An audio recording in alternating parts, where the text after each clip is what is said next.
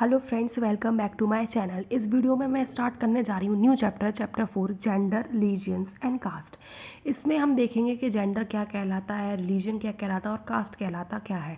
अगर इन तीनों चीज़ों को हम पॉलिटिक्स में लेके आ जाते हैं, पॉलिटिकल लीडर्स का इसमें इन्वॉल्वमेंट हो जाता है, तो क्या क्या चेंजेस हो सकते हैं, क्या ये एक बेटर चीज़ है, अच्छी चीज़ है पॉलिटिक्स में अगर ये चीज़ें आती हैं, इशूज़ को उठाया जाता है, या ये चीज़ ख़राब होती है। तो हम ये सारी चीज़ें देखेंगे।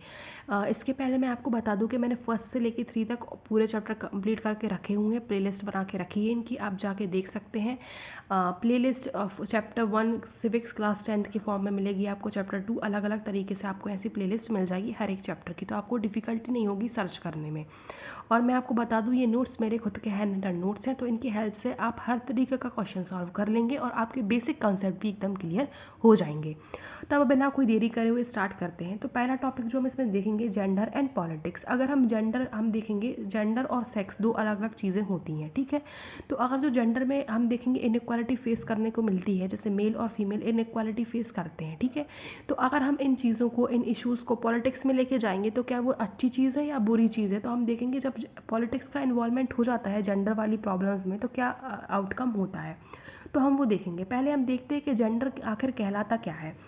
Problem of considering the sex division as an natural and unchangeable.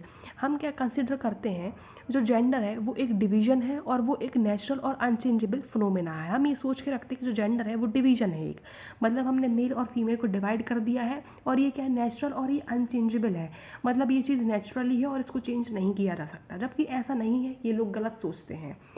मैं पहले आपको बता दूं सेक्स और जेंडर में क्या डिफरेंस होता है। सेक्स मतलब क्या होता है, बायोलॉजिकल डिफरेंसेस जो हमारे अंदर होते हैं। बायोलॉजिकल डिफरेंसेस फॉर एग्जांपल, जैसे हम पैदा होते हैं तो हमारे एक बॉय और एक गर्ल में डिफरेंसेस होते हैं, हम बड़े होते हैं तो फिर और भी ज़्यादा डिफरेंसेस देखने के लिए मिलते हैं, तो ये बायोलॉजिकल डिफरेंसेस हैं। जेंडर क्या कहलाता है, जेंडर एक ऐसी चीज़ है जो सोशल डिफरेंस डिवीजन को कॉज करती है। इसमें क्या है, हम मेल और फीमेल को डिवाइड कर देते हैं कि मेल जो है बाहर के काम करेगा, मेल जो है बाहर इन्वॉल्व रहेगा कामों में, फीमेल है जो अंदर का काम करेगी, खाना बनाएगी, ज़्यादा एजुकेशन नहीं लेगी, वो प्राप्त नहीं करेगी, लड़का रहेगा उसको हायर एजुकेशन तक पहुँचाया जाएगा। तो जेंडर जो है ना, हमने सोच के रख लिया, हमने डिवाइड कर लिया है कि लड़के के काम ये रहेंगे और लड़की के काम ये रहेंगे, जबकि ये चीज़ गलत है। तो हमने क्या सोच लिया, ये जो काम है, ये जो काम काज है, ये सारी चीज़ें क्या है, ये नेचुरली है और ये अनचेंजेबल चीज़ें हैं, जबकि ये चीज़ गलत है। ऐसा नहीं हो सकता क्या कि खाना जो है, ऐसा बोला जाता है खाना लड़कियां बनाती हैं, ऐसा क्यों नहीं हो सकता कि लड़के भी खाना बना सके, लड़के भी खाना बना सकते हैं, उसमें क्या दिक्कत है। ऐसा लोग क्यों बोलते हैं कि लड़कियों को बाहर के काम नहीं करना चाहिए, लड़की भी बाहर के काम कर सकती है। तो हमने अपने दिमाग में ये चीज़ बना के रखी है कि लड़कियां बाहर के काम नहीं कर सकती, लड़कियों को खाने बनाना, लड़कियां सिर्फ खाने बनाने के लिए पैदा हुई हैं। तो ये हमने क्या अपने अंदर सोच के रखा है और सोचा ये कभी चेंज ही नहीं हो सकता, ये अनचेंजेबल है और नेचुरली है, जबकि ये चीज़ गलत है। लड़के भी खाना बनाते हैं, कभी आप देखेंगे जो कुक्स हैं तो लड़के होते हैं कुक्स, तो वो भी खाना बना सकते हैं। तो ऐसी कोई बात नहीं है, ये चीज़ें हमने सिर्फ सोच के रखी हैं अपने मन में। Public and private division, public और प्राइवेट डिवीजन, जैसे मैंने आपको बताया कि जो अंदर के काम रहेंगे वो सारी क्या करेगी, वो वुमेन करेगी, और जो बाहर के पब्लिक के काम करेंगे वो सारे लड़के करेंगे। तो ये हमें एक डिवीजन बना के रखा है, जबकि ऐसी चीज़ नहीं है, हर लड़कियां भी बाहर के काम कर सकती हैं। अब आपके बुक में एक टर्म दे के रखा है, सेक्सुअल डिवीजन ऑफ लेबर। इसका मतलब क्या होता है, a system in which all work inside the house is either done by women of the family. इसका मतलब क्या होता है, जो भी अंदर के काम काज होते हैं, घर के अंदर के जो भी काम काज है वो कौन करेगा, वुमेन करेगी उस फैमिली की। कोई भी लड़की हो या मम्मी हो या कोई भी हो, लड़की ही जो है, फीमेल जो रहेगी उस घर के अंदर के काम काज करेगी। तो इसको हम क्या बोलते हैं, sexual division of labour. For example, जैसे अगर मैं आपको कहूँ नर्स, तो आपके दिमाग में क्या बात आएगी, लड़की है जो क्या करती है, नर्स का काम करती है। अगर मैं आपसे फार्मर बोलूँ तो फार्मर आप क्या सोचेंगे कि जो लड़का है वो फार्मिंग करता है, किसान सोचेंगे आप, बॉय सोचेंगे आप। लेकिन ऐसा नहीं है। अगर आप देखेंगे तो सर्वे हुआ गया था, तो सर्वे में क्या था कि 80% ऑफ वुमेन्स थी जो फार्मिंग करती हैं। तो ये आपके दिमाग में हमने एक स्टेरियोटाइप बना के रखा है अपने दिमाग में, हर एक काम पे हमने डिवाइड कर दिया कि ये काम है तो लड़का करेगा और ये काम है तो लड़की करेगी। सिमिलरली मैंने नर्स बोला जैसे आपसे, तो आपको एक लड़की की इमेज आ गई होगी कि हाँ एक सिस्टर है जो काम करती हैं, लेकिन नर्स जो है एक न्यूट्रल टर्म है, लड़कों के लिए भी नर्स बोला जाता है और लड़कियों के लिए भी बोल सकते हैं हम। Earlier only mens were allowed to participate in public affairs, vote and contest of the public office. इसके मतलब पहले अर्लियर, अगर हम आज की बात ना करें, इससे पहले की बात करें तो पहले क्या था कि लड़कों के ही बाहर के कामकाजों में इन्वॉल्व होने दिया जाता था। वोट के आप ही जाके वोट दे सकते हैं, आपको जो पब्लिक काम है आप ही कर सकते हैं, पब्लिक जो भी चीज़ें हैं आप ही डील करेंगे जाके। लेकिन अभी हम जैसे देखेंगे थोड़ा जो है लोगों की सोच जो है खुलती जा रही है, वो समझते जा रहे हैं कि लड़के और लड़की में कोई भी भेदभाव नहीं है, दोनों ही इक्वल होते हैं। जैसे लोगों में एक सोच खुलती जा रही है तो क्या हो रहा है कि लड़कियां भी बाहर के काम करने में आपको दिख रही हैं।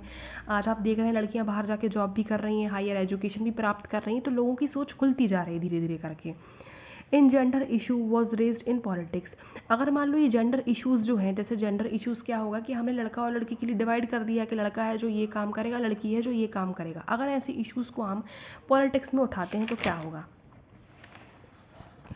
Women in different parts of the world organize and aggregate for the equal right. अब जो लड़कियां हैं जिनके साथ भेदभाव करते हैं लोग बाग, जैसे पहले जो है, अभी तो ये सारी चीज़ें हमें मिल गई, इतना फ्रीडम मिल गया है, लेकिन इसके पहले इतना फ्रीडम नहीं था। तो लड़कियों ने क्या किया था, सब बहुत सारी लड़कियों ने एग्रीगेट करके different part of the world से लड़कियाँ एग्रीगेट करी थी और उनने क्या है इक्वल राइट के लिए मांग की थी कि लड़का और लड़कियों को दोनों को इक्वल राइट मिलना चाहिए। तो फेमिनिस्ट मूवमेंट चला था उस टाइम पे, तो उसमें क्या होता है, demand for the equality between male and female. इसमें क्या था कि बहुत सारी लड़कियां इकट्ठी हो गई थी, उन्होंने क्या है डिमांड की थी कि लड़का और लड़की उनको इक्वल राइट्स मिलने चाहिए। ऐसा नहीं करना चाहिए कि लड़कियां बाहर नहीं जा सकती काम करने के लिए या उनको परमिशन नहीं है बाहर काम करने के लिए, दोनों इक्वल हैं। तो फेमिनिस्ट का मतलब क्या है? फेमिनिस्ट का मतलब होता है कि वो लोग जो डिमांड करते हैं equality of male and female, उसको हम फेमिनिस्ट बोलते हैं, और वो मूवमेंट जो किया गया था उसको फेमिनिस्ट मूवमेंट कहते हैं। Political expression of the gender, upliftment of the women.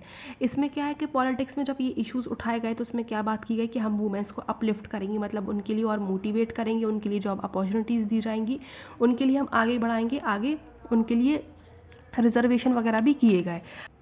Participation of women's जो है हम देखेंगे कि जैसे फिनलैंड हो गई, स्वीडन हो गई, नॉर्वे हो गई, इन जगहों पे क्या पार्टिसिपेशन ऑफ वुमेन्स फिर भी बहुत ज़्यादा देखने के लिए मिलता है पब्लिक सेक्टर में हमें।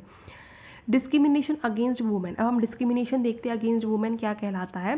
पैट्रियार्की सोसाइटी, पैट्रियार्की सोसाइटी मतलब क्या हो कि मेल डोमिनेटिंग सोसाइटी रहती है, जो भी डिसीजंस लिए जाएंगे वो सारे मेल के द्वारा ही लिए जाते हैं। अगर मान लो आपने कभी देखा हो अपने घर में भी, अपने घर में नहीं तो ऐसे बहुत सारी जगहों पे होता है कि लड़की अगर कुछ बोलती है या जो वुमेन कुछ बोलती है तो उससे बोल देते हैं अरे तुम चुप रहो, तुम्हें कुछ भी नहीं पता है, मैं डिसीजंस लूँगा। तो जो भी डिसीजंस लिए जाते हैं घर के, वो किसके द्वारा लिए जाते हैं? वो मेल के द्वारा लिए जाते हैं।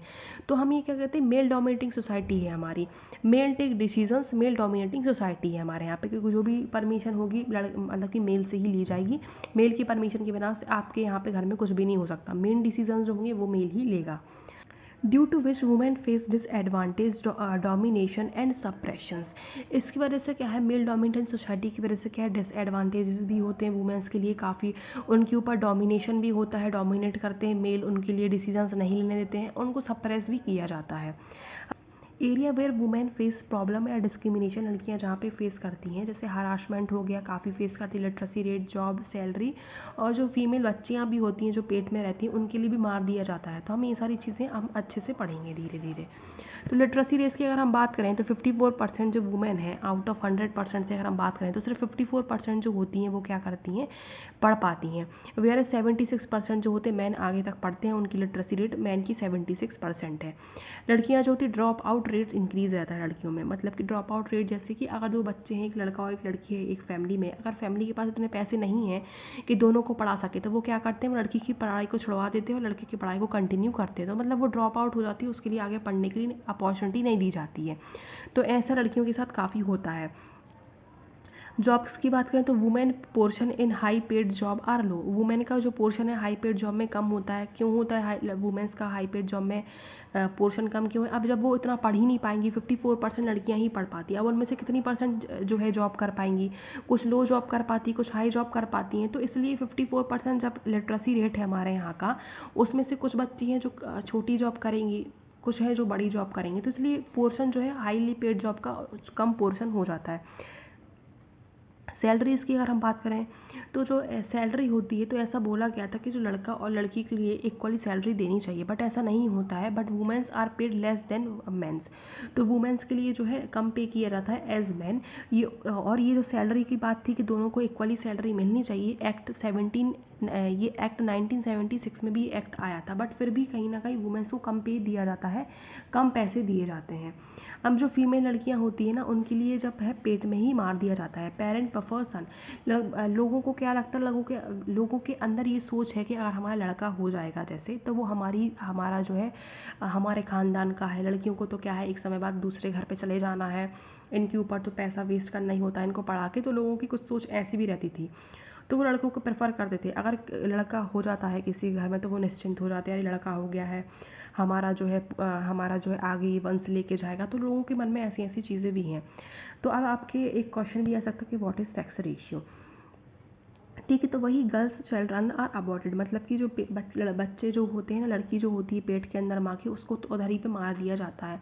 तो अभी तो मतलब इस चीज़ पे काफ़ी केस वगैरह भी हुए हैं, इस चीज़ पे काफ़ी जो एक्शंस भी लिए गए हैं, काफ़ी एक्ट्स भी आए हैं इसके ऊपर, बट फिर भी कहीं ना कहीं लोग छुप के ये सारी चीज़ें करते हैं। सेक्स रेशियो क्या होता है कि कितने पर 100 मेल्स पे कितनी फीमेल्स हैं।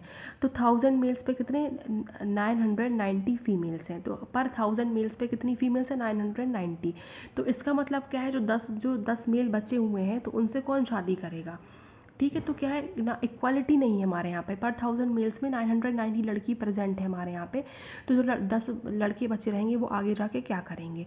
तो हमारे यहाँ पे इक्वालिटी नहीं है, दोनों में कितना जो है डिफरेंस चल रहा है। फिर जो 5th पॉइंट है, काफ़ी हरासमेंट भी फेस करती हैं लड़कियाँ।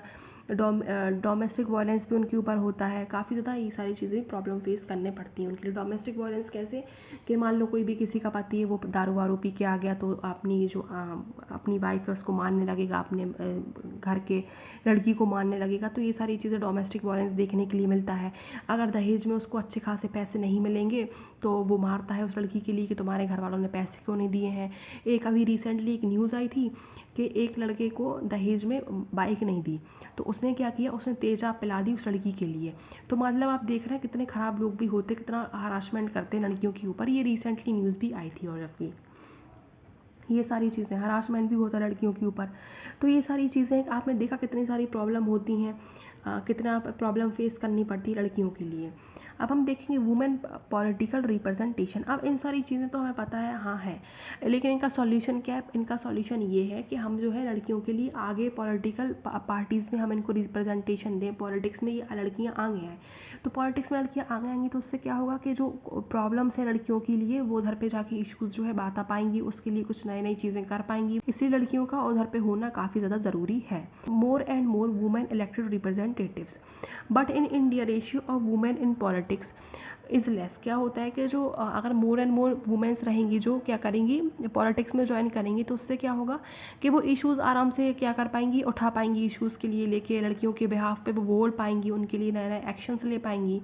लेकिन हमारे इंडिया में ये चीज़ भी काफ़ी ज़्यादा दिक्कतमय है। क्या है कि लड़कियों की जो रेशियो है पॉलिटिक्स में वो काफ़ी कम है। 12% लोकसभा में है, 5% स्टेट असेंबली में लड़कियों की जो है रेशियो है। वर्ल्ड एवरेज अगर हम निकालें तो 23.5% जो है फीमेल्स का पार्टिसिपेशन रहता है पॉलिटिक्स में। अब इसका सॉल्यूशन क्या है। अब ये सारी चीज़ें हमने देखी कि पॉलिटिक्स में भी इतना अच्छा रिप्रेजेंटेशन नहीं है लड़कियों का, तो इतना कुछ वो बिहाफ पे लड़कियों के लिए बोल ही नहीं पाएंगी, कुछ ज़्यादा एक्शन ले ही नहीं पाएंगी। तो उसका क्या है solution, legal provision to have a fair portion of women in election, Panchayati Raj in state 1/3 seat reserve. क्या है कि अब इसमें क्या होना चाहिए कि एक प्रॉपर रिजर्वेशन होना चाहिए लड़कियों का। जैसे पंचायती राज में लड़कियों के लिए सीट का रिजर्वेशन है, 1/3 सीट्स रिजर्व रहती है लड़कियों के लिए कि उस सीट पर सिर्फ लड़कियाँ ही बैठेंगी। Demand for similar reservation in the Lok Sabha and state assembly for womens. ये सारी चीज़ें हैं, जैसे ये तो पंचायती राज में हुई है, लेकिन सेम चीज़ जो है रिजर्वेशन की चीज़ जो है लोग क्या मांग रहे हैं, लोकसभा में और स्टेट असेंबली में भी ये पोर्शन जो है रिजर्वेशन होना चाहिए, कुछ अमाउंट ऑफ रिजर्वेशन लड़कियों के लिए होना चाहिए। बट ये जो है बिल अभी पेंडिंग है, इसके ऊपर अभी कोई एक्शन लिया नहीं गया है। तो हमने देखा जैसे जेंडर के लिए हम पॉलिटिक्स में लेके जाते हैं, वुमेंस के लिए देखते हैं कितना हरासमेंट होता है, उनके ऊपर कितनी प्रॉब्लम फेस करनी पड़ती हैं।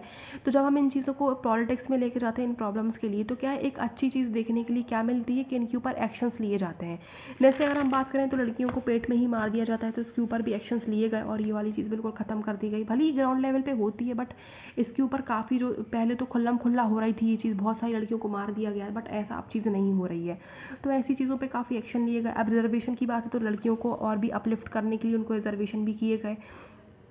ये सारी चीज़ें हो रही हैं। लड़कियों को पढ़ाने के लिए एक अलग से स्कूल्स भी खुलते हैं, लड़कियों को पढ़ाने के लिए उनके लिए फैसिलिटीज़ भी दी जाती हैं, साइकिल्स भी दी जाती हैं कहीं कहीं फ्री में, कि आप जाके जो है अगर मान लो उनका जो है गांव से थोड़ा दूर है स्कूल, तो उनके लिए फ्री में साइकिल दी जाती है कि आप साइकिल से जो है, आप पैदल नहीं चल पाएंगी तो आप साइकिल से जो है जाके पढ़ सकती हैं। तो ऐसा अपलिफ्टमेंट गवर्नमेंट करती है इनका, तो ये चीज़ बहुत अच्छी होती है। अगर हम जो है इशूज़ के लिए कहाँ पे लेके आए, इशूज़ के लिए अगर हम पॉलिटिक्स में लेके आए, इन सारी चीज़ों के लिए, जेंडर इशूज़ के लिए हम पॉलिटिक्स में लेके जाएँ। और आज अगर आप देखेंगे, अभी आप कंपेयर करेंगे पहले के ज़माने से, तो अभी के मुकाबले लड़का और लड़की जो है कहीं ना कहीं अभी थोड़े से इक्वल होने लगे हैं।